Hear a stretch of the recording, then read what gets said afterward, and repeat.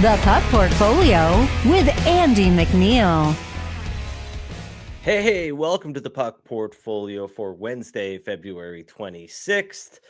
I'm your host, Andy McNeil, and joining me, as always, is DFO's Nick Martin. Nick, how you doing, buddy? I'm doing good. Yeah, I'm pumped. Had a good night last night, and it's been going good since the Four Nations ended. So hopefully that keeps going here. That's probably the jinx pointing it out. But anyways. Yeah, it's been all right for me. And last night I split my four picks, going 2-2. I thought I was looking at a 3-1 night with Matt Boldy being credited with 4 shots on goal. He had 3 shots in the first 17, 18 minutes of the game, and did have 4 on the ticker for a little while, but they took one away, and he finished the game with 3. So that was quite frustrating, given that he was off to a good start for that prop. But of course, the Lightning down in the Edmonton Oilers 4-1. Another bad performance from Edmonton, losing their 4th straight game for the first time this season. And of course, Alex Ovechkin scoring number 30, 19 30-goal seasons, just a dozen away from breaking Wayne Gretzky's all-time goal record. But otherwise, a really lousy performance from the Washington Capitals. Did you get a chance to take in that game?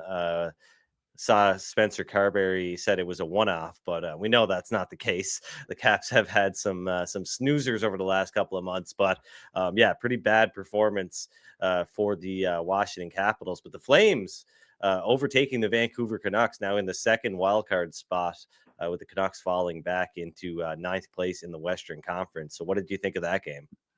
Yeah, I mean, I felt like a bit of a sleepy spot for the Caps. They had been better lately. It definitely had been, not just leaning on Thompson, who's kind of fallen off a little bit. But yeah, that first period was one of their worst games of the season. I actually ended up adding the Flames first period. So unfortunately, that didn't make the show. Hopefully people saw it on action. But that's been pretty consistent from the Caps. Bad starts. Even when they've been on their game, bad starts have been kind of their greatest issue. They didn't really have a good one versus Pittsburgh on the weekend. And versus the Oilers, the first was probably still their worst period. So whatever it is, that's kind of the one thing that continues to plague them. Yeah, and as far as me splitting my my picks 2-2 last night, you saved the day with a 7-2 night. I know some of those picks were given out on the either the Action app or what have you, but really good night from you. So hopefully you keep rolling along here. We've got 3 games in the NHL tonight. We've got the Winnipeg Jets and the Ottawa Senators, the New Jersey Devils and the Colorado Avalanche, and the Vancouver Canucks trying to get back into a playoff spot against the Los Angeles Kings. Let's start with the Jets and the Senators, because we have a consensus play on this game. I think we're both thinking this is a good spot for Kyle Connor to end his 5-game goal scoring drought. He's registered 18 shots in his last 3 games, so it's certainly not for a lack of trying. And this Senators team looking to avoid losing its 5th game in a row after falling out of the second wildcard spot. They opened up their 3-game homestand with a 5-2 loss to the Montreal Canadiens. Still 16-8-2 at home this season. They're also 9-3 against visiting Western Conference teams. But injuries still a big concern for this Senators team. They're without Shane Pinto, Josh Norris, and Brady Tkachuk. All 3 going to remain out tonight. I think there was some hope that Norris could return on Wednesday, and Brady Tkachuk was hopeful to play, but he left practice after just briefly taking the ice on Tuesday. They said it was for precautionary reasons, but he is not going to be in the lineup tonight. Linus Ullmark is going to start for the Senators. We still don't know who's going to start for the Winnipeg Jets, though, and that is going to make it pretty difficult to pick a side in this one until we know whether it's going to be Connor Hellebuck or Eric Comrie, as this is the first half of a back-to-back for the Winnipeg Jets, who are on a 2-game road trip here. They'll be in Nashville tomorrow, and they'll be returning home to play the Flyers before heading back out on the road. They're going to play a stretch here of, I believe, 6 games on the road in their next 7. So a bit of a tough stretch here coming up for the Jets. But the Sens, they've allowed 4 or more goals in 4 consecutive games. So regardless of who starts in goal for the Winnipeg Jets, I think this is a good spot for Kyle Connor to cash a plus 160 anytime goal ticket. What are your thoughts on this one? Yeah, I like the Connor look. I'm right with you. I think a lot of people thought he would be kind of inspired after getting healthy scratched in that Four Nations final, including those games. It's been 8 since he scored, which is obviously pretty rare given the way he usually pours them in. And yeah, like you said, he's had a ton of attempts, 20 attempts in the first 2 games back, 14 shots on target. He was a little quiet versus the Sharks, but he's one of those guys. That's how it looks a lot of the time. He's so good at just arriving in space and pouring it in with a quick release when he has to. And the Sens have not been defending overly well. And one area where they've struggled, to build on what you said a little bit, their penalty kill has been bad. Over the last 15 games, they've only killed off 76% of opportunities. So that could be a good spot for Connor and the Jets' top-rated power play to find some success. So, yeah, I think Connor has a good chance of ending his little skid tonight. I think it's probably at the point where, the team knows it a little bit, and I still feel like he's getting a lot of looks on that high-quality top line. So, yeah, all in all, I think versus a Sens team that's not defending overly well, plus 160 is a pretty good number. Yeah, and Winnipeg looking to win their 11th game in a row, so they are rolling right now. The last couple have been close, overtime, shootout, and an overtime victory, I believe. But yeah, this is First, a good. Go ahead, that sorry. was the first time in NHL history I saw that a team has scored and won after tying it in the final minute of the game. Was the stat that I saw reported. What? Supposedly that was the first time. I got to try to dig it out, but they tied both those games in the final minute with the goalie pulled and then won. Okay. And apparently no one had done that in back-to-back games. Back-to-back games. I thought you meant a single game, and I was like, I don't know. Yeah, no. Yeah, okay, back-to-back I was games. still surprised when I read that no one had done it in back-to-back, though, because it didn't sound that unlikely. But yeah, a lot of games in NHL history, so it's always interesting when anything happens for the first time. But yeah, the next game on the docket here, the New Jersey Devils and the Colorado Avalanche. Colorado trying to snap a 2-game skid. They're kicking off a 6-game homestand here tonight versus the Devils. And they're going to get a major boost with Valerie Nichushkin set to return on Tuesday after missing nearly 2 months. He suffered a lower body injury back on December 31st. The Avs, who have underperformed this season, sitting in a wild card spot right now. They've gone 14-7 with Nichushkin in the lineup this season, and he has 11 goals and 6 assists in just 21 games. He skated alongside Jonathan Drouin and Casey Middlestat at practice. So a big boost here for the Avs tonight. The Devils, they opened up a 5-game Western Conference road swing with big 5-0 shutout win over the Nashville Predators on Sunday. Both teams going to be well rested today with 2 days off apiece. But they haven't won back-to-back games in a month. Of course, the Four Nations face-off had the entire NHL sitting for a little while, but the Devils have been kind of up and down, and we've talked about it a lot on this show. They haven't really looked all that good in recent months, and you look since January 1st, they ranked 24th in even strength expected goals percentage. But they still remain one of the strongest defensive teams in the league. But the offense has been kind of stuck for the better part of 2 months. They rank in the bottom 10 in goals per 60 minutes over that stretch. So a little bit of inconsistency here for the Devils. They're not scoring much. And they're going to face an Avalanche team that probably will look a lot better offensively tonight with Nichushkin back in the lineup. yeah, and I mean to further your point, including last year's games, the Avs are 49-22-4 with Nichushkin in the lineup. So it's been pretty critical when he's actually been in there. Overall, I'm not sold on the Avs as a true cup contender. I felt this way last year. I do think the Natchez deal helps them, so we'll see. But I still just look at the bottom part of that roster. And I'm just not entirely sold. I don't really view them as a true cup contender yet. Maybe I'll be wrong, but I kind of still think they just look a little flawed. They really like to play this up-tempo pace, but I feel like a lot of times it falls apart. They give up some really good looks the other way. So we'll see. They weren't overly good in the weekend matchups. Like you said, the Devils haven't been great. I continue to think they should be better than they are, but they're just not getting any help from further down the lineup card. And defensively, they've been a lot worse too. That Siegenthaler loss hurts.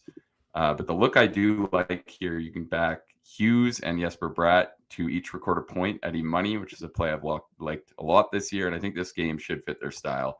I'm not entirely sure it'll be quite as battened down as the 5.5 total suggests. And I think the Avs up-tempo style should favor those two pretty well. I think they should get some good looks in transition.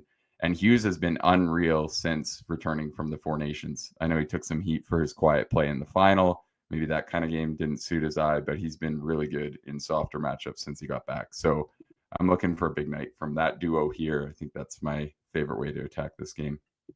Yeah, he certainly was quiet during the Four Nations face-off. I mean, just in general in those both of those games versus Canada, I thought he looked sort of out of place. Just a little bit timid, a little bit weak on the puck, I guess, and probably didn't make Devils fans feel too great about how he'll perform when it's when we're talking about a big playoff matchup or whatnot. But obviously a great player, and the Devils getting Captain Nico Hischier back. He was out for a while, so that'll give them a boost at both ends of the ice. Obviously, he plays a big role on the penalty kill and the defensive side of the puck. But yeah, it's going to be tough for them to kind of sustain any sort of real run here until Jacob Markstrom comes back. They're relying on Jake Allen right now. This is only the 6th time this season that they will be a road underdog, and the odds have climbed quite a bit since Nichushkin was announced as returning on Tuesday. They've actually been decent, 3-2 for a record of 1.4 unit, or for a profit of 1.42 or 1.42 units. I don't know why that was so hard to say. They're 11-9 against the Western Conference this season, 5-4 away from home against the West. But yeah, they're gonna be facing a pretty good defensive matchup in Colorado as well. I mean, the Avs, they've done a good job of controlling play this season. They rank 4th in shot attempt percentage at even strength. Expected goals has been pretty middling. I think they've been better over the last couple of months. And their goal share has been a bit better, obviously at even strength since acquiring Mackenzie Blackwood on December 14th. But yeah, they don't resemble a top team as far as their scoring rates go. And when you factor in all situations, they look pretty good. I mean, they rank 4th in goals against per 60 minutes this season. They sit just outside the top 10 in goals for per 60 minutes. They've been a really good team on the penalty kill this season, but their power play has been surprisingly bad since just January 1st, and even earlier than that. They've had the league's 5th worst power play, looking at about 16.1% success rate right now for the Avs. Nathan McKinnon and the rest of the Avs, they weren't very good in their first 2 games back after the Four Nations face-off. He hasn't registered a point since returning to NHL action. He had 11 shots on goal, so he's clearly generating chances and not really off his game or anything like that. But Colorado's offense has been pretty cold, scoring just 1 goal in each of the 2 games since returning. There's a player prop that I like in this one. It kind of ties into the Nichushkin return, and it is Jonathan Drouin over 0.5 assists plus 145 at Sports Interaction. He doesn't shoot the puck much, sort of a pass first guy, and that served him pretty well so far this season. He's put up 23 points in 26 games. 17 of those have been assists, and he's positioned in a good spot on the team's top power play. He's on there with as bad as that's been. He's on there with McKinnon and Makar, and Martin Necas, maybe Nichushkin. Not sure if he's slotted back on the top power play, but he did skate with Nichushkin at yesterday's practice, so we'll likely see those two paired up at 5-on-5, and I think that gives him an even greater opportunity to contribute to a goal here in this game. Not necessarily thinking this one's going to be a high scoring game, but I like Drouin at plus 145 to get an assist. Yeah, the other one that I just realized to check in on that I think is a really good sprinkle, depending on what you can get it at. The highest number I'm seeing is 16-1. Seamus Casey to score. He's got 4 goals in his 9 NHL appearances this year. Obviously, I'm not dumb enough to think he's going to score at that kind of a rate moving forward, but people who've watched him, his shot is insane. If you look at those goals, if you give him space on the blue line, he's so good at picking a corner, which is kind of what he's become known for.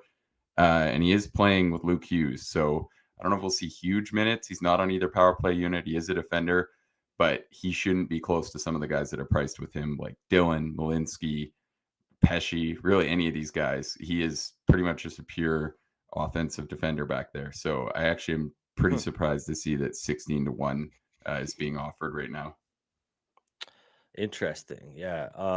Next up, we have the final game of the evening, the Vancouver Canucks in Los Angeles to take on the Kings. Like I said before, the Canucks slipped out of the second wild card spot with Calgary's win on Tuesday. They've dropped both games since returning from the break. They scored just 2 goals in those games combined. Against Vegas and Utah, and that's been an ongoing theme for the Canucks. They rank as the worst offensive team in the league since January 3rd, dead last in goals per 60 minutes, and they've only managed to score more than 3 goals in 3 of their last 21 games. So not a good sign heading into a matchup against one of the best defensive teams in the league. Los Angeles has just allowed 2.55 goals against per 60 minutes this season. I believe that is 4th in the NHL. They're, they've been mostly a middling offensive team, 16th in goals per 60 minutes this season, but they've been kind of hot as of late offensively. They've won 5 of their last 6 games. They've scored 4 or more goals in each of those wins. And I think there's a big skill gap here, obviously. The Canucks, they rank 25th in expected goals percentage, 19th in shot attempt percentage, 25th in goal share at even strength. While the Kings are the 4th best team in expected goals percentage, they rank 5th in shot attempt percentage and goal share at even strength. So, like I said, big skill gap here. The Kings have also won 6 of their last 8 meetings against the Canucks. They've won by 2 or more goals in 5 of those games. And given Vancouver's offensive struggles, I think the Kings' current form suggests that they can cover the puck line tonight, like they have in a lot of these games against the Canucks as of late. So I think this is a good spot to bet Los Angeles to cover the puck line at plus 150. I think they should be a bit bigger favorite. I don't necessarily want to bet on the money line here. But hopefully Darcy Kemper starts. As you mentioned before, David Riddick has not got a start since returning from the break, so they very well could give him the start tonight. But at the same time, I think, while they do have Dallas coming up on Friday, I think it's more important that they kind of keep the Canucks down, given that they're the next team up. In the Pacific Division, it's unlikely that the Canucks are going to catch them, but getting this win here would certainly make that more unlikely. So I think this might be a good spot to start Darcy Kemper, but we will see. Do you have any thoughts on this game? I know you covered this one over at Canucks Army.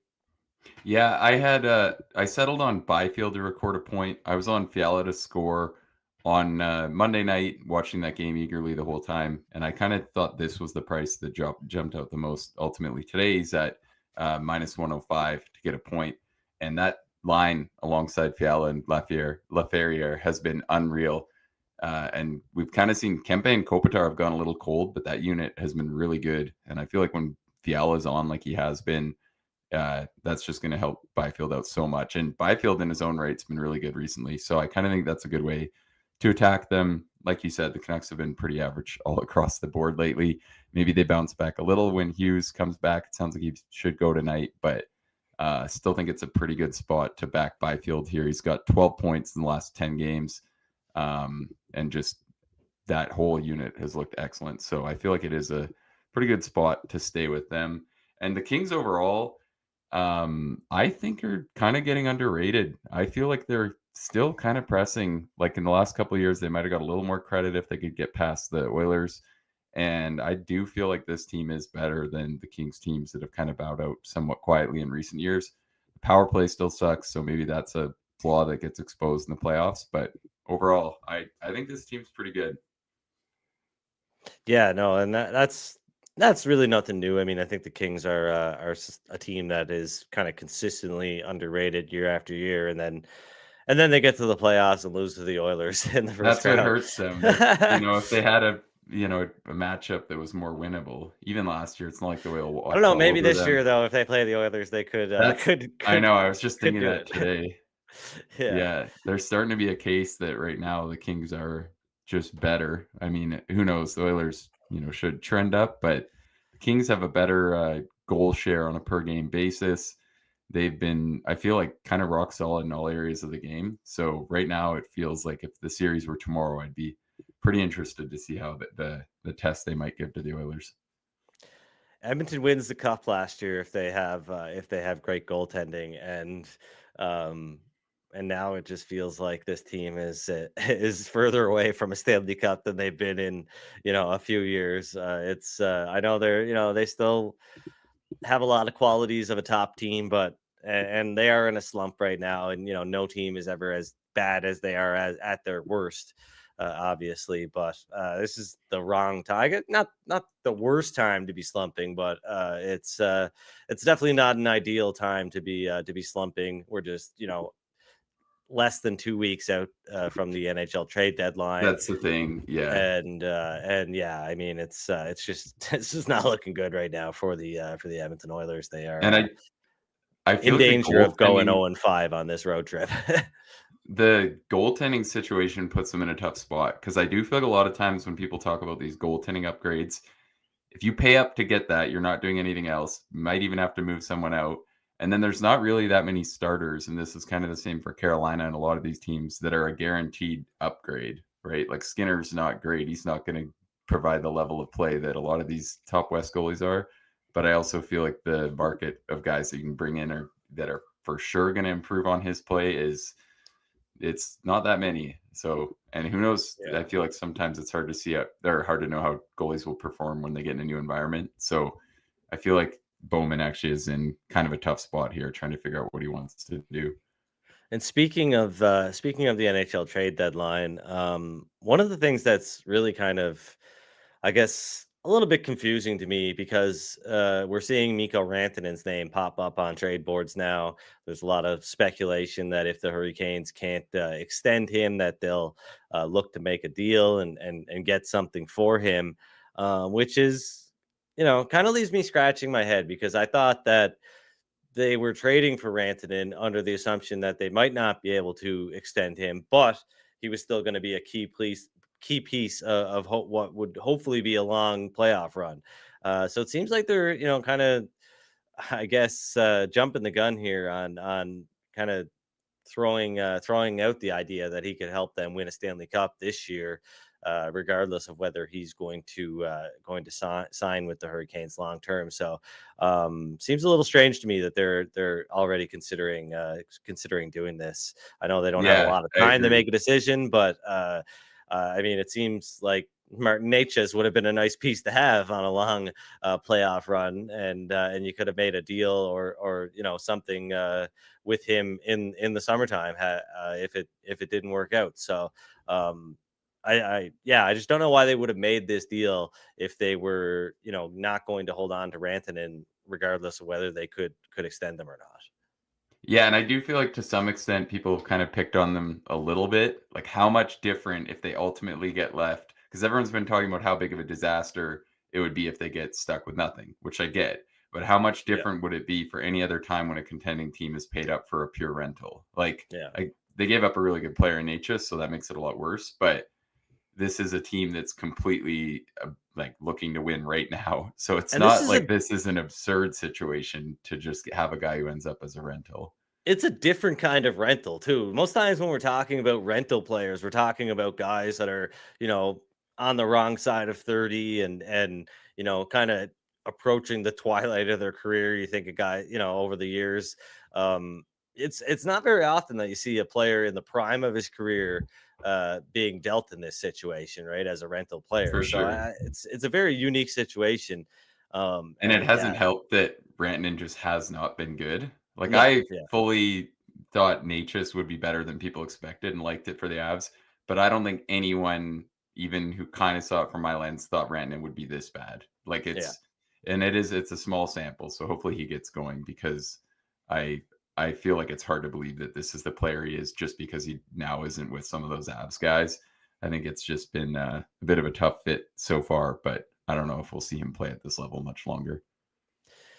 Yeah, and of course, this show is presented by Pinnacle. You can use the code PUCK, P-U-C-K. I just want to spell that out every time in case my pronunciation comes off as something else. P-U-C-K, PUCK, to sign up for Pinnacle. That'll help out the podcast a lot. Let them know that we're sending people their way.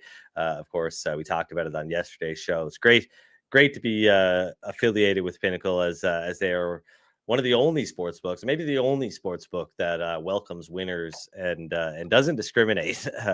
They offer high limits and lots of great markets and very competitive odds. Often they have the best odds in market when it comes to things like the money line, the puck line, and the total. Because they're not scared to take bets. And right now at Pinnacle, the Winnipeg Jets minus 145, Ottawa on the other side at plus 131, New Jersey plus 130. I'm not sure they've been that big of an underdog yet this season, but like we said, they're kind of at their low point right now without Jacob Markstrom. Minus 144 on the money line for the Avalanche.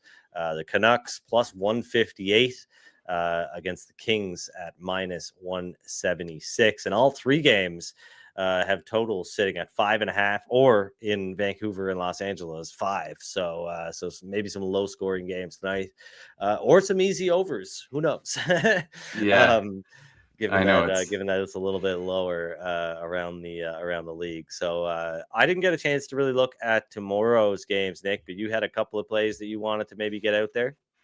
Yeah, I didn't end up with as much as I was hoping, just on the ones, whenever I do the quick glance the day before, it's just pointing out the numbers that I think are horrible. And there wasn't as many of those, really. The one that I thought was a little interesting was the Blue Jackets are at plus 130 as they play versus the Red Wings in what is a really huge game. And I think that's a pretty good number. I think that'll end up being a pretty closely fought matchup. I still think, if anything, there's arguments that the Blue Jackets with Marchenko and Werenski back in the mix are, I don't want to say the better. I don't know. They might even be the better team. Like, I kind of think 7-game series tomorrow, I'm picking them, and I feel like they'll be up for this huge matchup, ton of playoff implications. So I think that one will be close. I think plus 130 is a pretty good number. We've talked about the Wings. I thought they played pretty well in Minnesota last night overall, but they still look like a completely standard side at even strength with just an unreal power play. And I don't know if the power play will come down to earth or not. It looks pretty much as dominant as the results suggest, but I still don't know if that recipe should make you this big of a favorite. So yeah, that was kind of the one that I had that really stuck out, and I feel like will come down overnight. And they play tomorrow's a great slate, and we've got that Oilers-Panthers game I'm sure you'll be covering, so that should be fun. And there's a couple other good ones. So yeah, I'm excited to get into that one. Not sure if I'm going to fade the Oilers for the third game in a row, but it's tempting even before I look at the odds here. So, but without Matthew Tkachuk in the lineup, this Panthers team is not in a great position right now, and the Maple Leafs currently have a 1-point lead on them for top spot in the Atlantic Division. They've got one game in hand on the Panthers. So it's pretty tight, though. I mean, there's only 4 points separating the Maple Leafs, Panthers, and the Lightning. But yeah, I mean, if the Bruins can't find a way to get into that first wild card spot and play the Maple Leafs in round one, I hope it's the Blue Jackets, because that would be hilarious to happen again. Of course, the Blue Jackets took out Toronto in that best of 5 series back in 2020, and it would be quite hilarious to see that happen again. Yeah, I don't think you're seeing the Bruins in there. No, I don't think so. They're going to I wave mean, the white last flag night was here, just such a testament to how much worse this team is, because I felt like early on it was like, oh god, I walked into I feel like it was kind of a bad spot for the Leafs. They've been a bit of a letdown. Like, the Bruins were clearly up for it, and then they still find a way to blow it. Like, what are the strengths right now on that team? I guess pasta, and then after that it's just not a lot. So yeah, they're definitely going to be in one trying to get into this playoff mix. Yeah, I mean, Mitchie Marner breaking that TD Garden curse for himself, I guess, in the Four Nations face-off final with that performance. But yeah, it's tough sledding for the Boston Bruins right now. I'm wondering what they're going to do as we approach the NHL trade deadline. I'm hoping they don't trade Brad Marchand. I mean, he's one of him and Pasta, or they're a couple of the reasons why I even still bother watching this team, or care about them at all. And it would be it'd be strange to see him in a different jersey. Although I'm sure there's a lot of teams that would be interested in his services heading into the playoffs. But yeah, Trent Frederick ending up on the injury list, so that's not sure how that's going to impact his trade rumors. We talked about him a little bit yesterday. Um, I have seen some people. I saw the Oilers Nations guys talking about how they'd like to get Brandon Carlo. Be my guest. Take him off our hands. Yeah, By I all know. means. I don't know. I don't know what you're seeing in him, guys. That's But what I was gonna say. I feel like that's such a thing. Like, not just trying to pick on these guys, but no, it feels like with these defensive defenders, they'll build up a reputation for being solid and they're being, not. an irritant, and no one will like pay attention when they fall off. Because I No. wrote about that yesterday on the Leafs game too. Like looking at the numbers, Carlo has been awful, maybe worse than Zadorov. So yeah, it feels like you've probably watched them enough to see how badly he's fallen off. But yeah, guys like Yeah. that still always seem to get moved, and people still seem to always respect that they might pick it up on a better team, which I mean, he's a big reason why the team's as bad as it is. So yeah. Yeah. Anyways, I'm with you on that And he one. hasn't been he's been I don't I don't want to say injury prone, but I mean he's rarely ever he is in he's always missing time, and he just seems to get hurt a lot. So yeah, that's always been an issue with him as well. So um anyway, we'll wrap up today's show with our I guess a recap of our picks quickly. I am on Jonathan Drouin over 0.5 assists at plus 145. Nick and I are both on Kyle Connor anytime goal at plus 160. And I'm also on the Kings to cover the puck line at plus 150. So 3 bets in the plus 145 to plus 160 range for myself. And Nick, you've got a couple of other bets that you like. Yeah, I like the Connor goal. I like Bratt and Hughes each to get a point at even money. I like Seamus Casey to score a goal at 16-1, longest number out there. I think that's definitely a fun sprinkle if you can get it. And then I like Byfield to get a point at minus 110. So I think we got some good stuff from this little 3-game slate here. For sure, for sure. Let's keep it rolling after a decent night on Tuesday, and we will be back on Thursday for a big show with a big slate. But until then, good luck with your bets and gamble responsibly.